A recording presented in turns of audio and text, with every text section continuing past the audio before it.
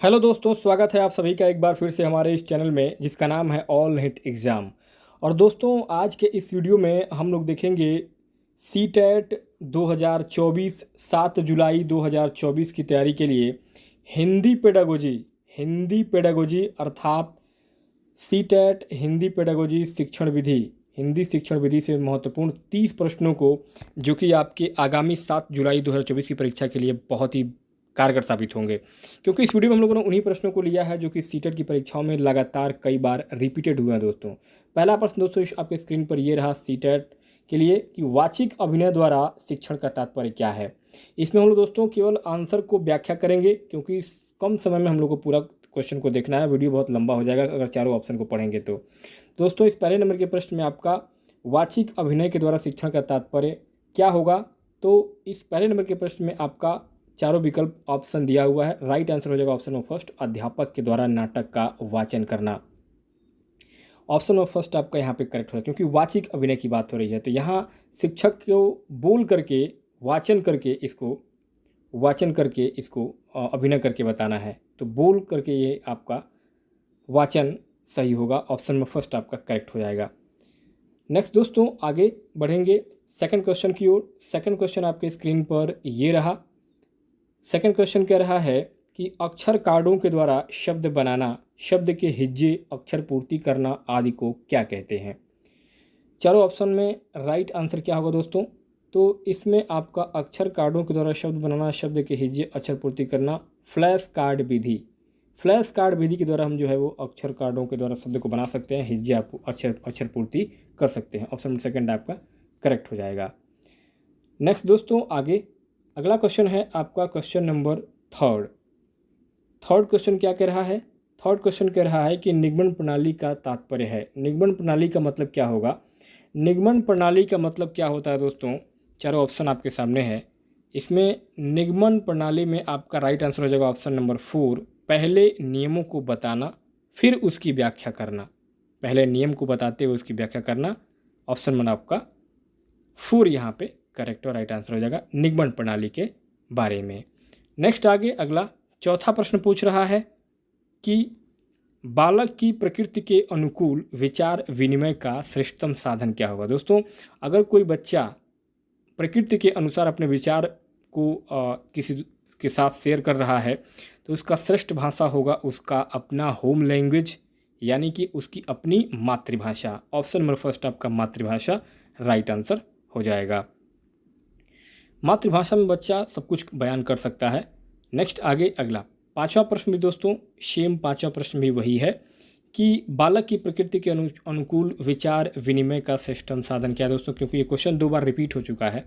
तो आंसर वही है सेम, मातृभाषा में। कोई भी बच्चा मातृभाषा में अपनी बातों को बहुत अच्छे से एक्सप्लेन कर सकता है, व्याख्या कर सकता है।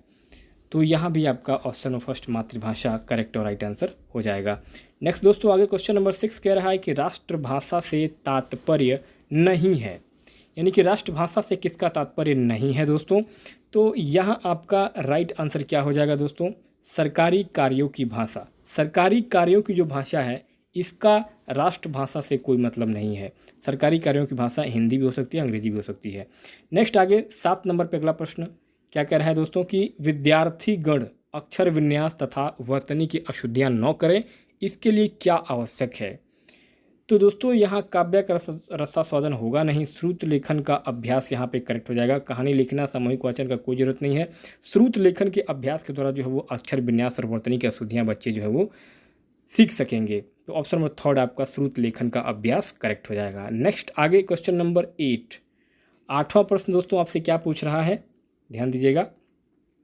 8वां प्रश्न कह रहा है कि शिक्षण प्रतिपुष्टि पुनः नियोजन पुनः शिक्षण पुनः प्रतिपुष्टि नियोजन शिक्षण उपयुक्त शिक्षण चक्र किस प्रकार के शिक्षण का है।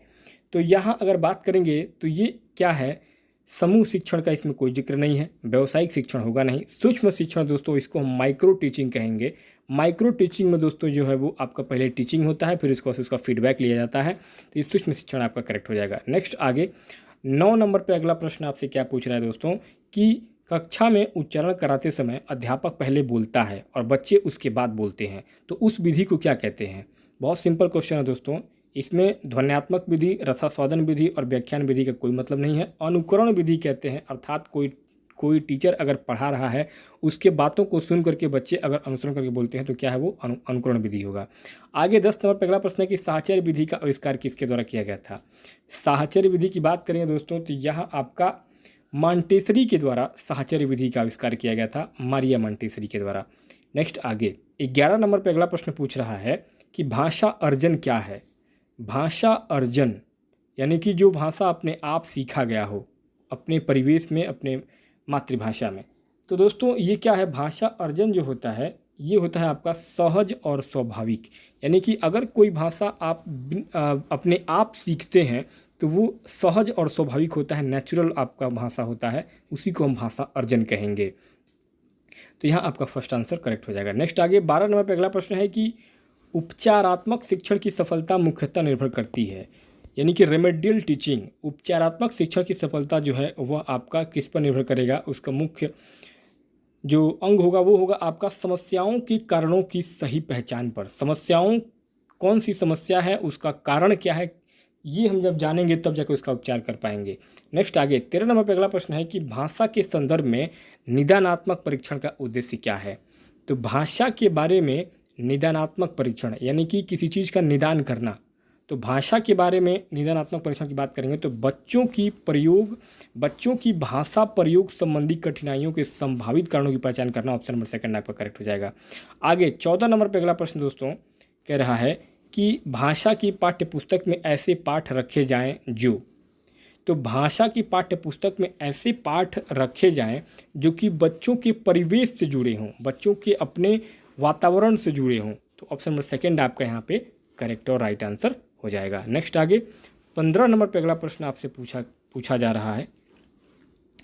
15वां प्रश्न दोस्तों कह रहा है, ध्यान देंगे, कह रहा है कि द्वितीय भाषा के रूप में हिंदी सीखने का मुख्य उद्देश्य क्या होगा। सेकंड लैंग्वेज के रूप में हिंदी भाषा अगर आप सीख रहे हैं तो उसका मुख्य उद्देश्य क्या होगा कि दैनिक जीवन में हिंदी में समझने तथा बोलने की क्षमता का विकास हो, ये आपका सेकंड लैंग्वेज के रूप में उद्देश्य होगा। आगे 16 नंबर पर अगला प्रश्न है कि भाषा में सतत और व्यापक मूल्यांकन का उद्देश्य क्या होगा। भाषा में सतत और व्यापक मूल्यांकन का मुख्य उद्देश्य होना चाहिए क्या दोस्तों, कि बच्चों के द्वारा भाषा सीखने की प्रक्रिया को जानना और समझना, ये आपका भाषा में सतत और व्यापक मूल्यांकन का उद्देश्य होगा। आगे 17 नंबर पर अगला प्रश्न है कि भाषा अर्जन और भाषा अधिगम में महत्वपूर्ण अंतर क्या है। तो भाषा अर्जन और अधिगम इन दोनों में मुख्य जो अंतर होगा वो होगा उसकी भाषिक परिवेश की उपलब्धता, यानी कि उसका परिवेश जैसा मिलेगा वैसे ही वो भाषा अर्जित करेगा और भाषा को सीख पाएगा। तो यहाँ पे आपका ऑप्शन नंबर सेकंड जो है भाषिक परिवेश की उपलब्धता करेक्ट और राइट आंसर हो जाएगी भाषा के अर्जन और अधिगम में। आगे 18 नंबर पे आगे आपसे जो प्रश्न पूछा जा रहा है कि भाषा सीखने के लिए कौन सा कारक सर्वाधिक महत्वपूर्ण है। तो भाषा सीखने के लिए जो कारक सबसे ज़्यादा महत्वपूर्ण होगा वह होगा आपका समृद्ध भाषिक वातावरण, यानी कि भाषा सीखने के लिए आपको एक लैंग्वेज की ज़रूरत पड़ती है, वहाँ का माहौल की ज़रूरत पड़ती है। नेक्स्ट आगे 19वां प्रश्न कह रहा है कि हिंदी भाषा का मूल्यांकन करते समय आप सबसे ज़्यादा किसे महत्व देंगे। तो हिंदी भाषा का मूल्यांकन करते समय सबसे ज़्यादा जो महत्व देने की बात होगी वह सीखने की क्षमता का आकलन, यानी कि किस तरीके से जो है सीखा गया है। ऑप्शन नंबर आपका थर्ड यहाँ पे करेक्ट और राइट आंसर हो जाएगा। नेक्स्ट आगे 20 नंबर पर अगला प्रश्न पूछा गया कि प्राथमिक स्तर पर भाषा की पाठ्य पुस्तकों में किस तरह की रचनाओं को स्थान दिया जाना चाहिए। तो प्राथमिक लेवल की अगर बात हो रही है तो यहाँ आपका ऐसी रचनाएं, ऑप्शन नंबर 4 यहाँ पे करेक्ट होगा, क्योंकि प्राथमिक स्तर की बात हो रही है कि ऐसी रचनाएं जो बच्चों के परिवेश से जुड़ी हों, जिनमें भाषा की एक अलग छटाएँ हों। तो ऑप्शन नंबर 4 आपका यहाँ पे करेक्ट हो जाएगा, क्योंकि इसमें प्राथमिक स्तर की बात की गई है। ऑप्शन नंबर 4 आपका सही हो जाएगा। नेक्स्ट आगे क्वेश्चन नंबर 21 नंबर पे अगला प्रश्न पूछा गया है कि एक से अधिक भाषाओं का प्रयोग। तो एक से अधिक भाषाओं का अगर आप प्रयोग कर रहे हैं तो जाहिर सी बात है कि आपके अंदर जो है वो संज्ञानात्मक विकास हो रहा है। ऑप्शन नंबर फर्स्ट आपका यहाँ पे करेक्ट हो जाएगा, संज्ञानात्मक विकास में सहायक होता है एक से अधिक भाषाओं का प्रयोग। ऑप्शन नंबर नेक्स्ट आगे अगला 22वां प्रश्न पूछ रहा है कि निम्नलिखित में से कौन सा भाषा शिक्षण का उद्देश्य है। भाषा शिक्षण का मुख्य उद्देश्य जो होना चाहिए वह क्या होना चाहिए, तो वो होना चाहिए आपका निजी अनुभवों के आधार पर भाषा का सृजनशील प्रयोग करना।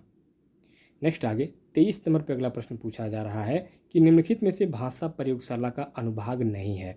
भाषा प्रयोगशाला का अनुभाग जो नहीं होगा, इसमें नहीं पूछा गया है, तो दूरदर्शन प्रकोष्ठ की इसमें कोई जगह नहीं है। ऑप्शन नंबर 4 आपका यहाँ पे सही हो जाएगा। नेक्स्ट आगे 24 नंबर पे अगला प्रश्न पूछ रहा है कि भारत में सर्वप्रथम अभिक्रमित अनुदेशन विधि के प्रयोग का आरंभ किस सन में हुआ था। तो यहाँ आपका भारत में सबसे पहले अभिक्रमित अनुदेशन की विधि का प्रयोग 1963 ईस्वी में हुआ था। ऑप्शन नंबर फर्स्ट आपका करेक्ट हो जाएगा। नेक्स्ट आगे 25 नंबर पर अगला प्रश्न आपसे पूछ रहा है कि भाषा अर्जन में महत्वपूर्ण है। भाषा के अर्जित करने में सबसे महत्वपूर्ण जो चीज़ें होती हैं वो भाषा के विभिन्न रूपों का प्रयोग करना, कि आप हर परिस्थिति में भाषा का प्रयोग कर पाएँ।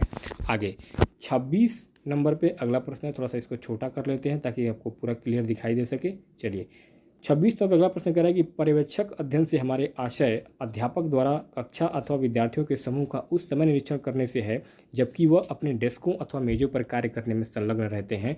पर्यवेक्षक अध्ययन विधि की यह परिभाषा है। तो यह परिभाषा जो है पर्यवेक्षक अध्ययन विधि की किसके द्वारा दिया गया था, तो ये बाइनिंग एवं बाइनिंग के द्वारा दिया गया था। ऑप्शन नंबर थर्ड आपका करेक्ट हो जाएगा। नेक्स्ट आगे क्वेश्चन नंबर 27 नंबर पर अगला प्रश्न पूछा जा रहा है कि भाषा सीखने और सिखाने का मुख्य उद्देश्य क्या है।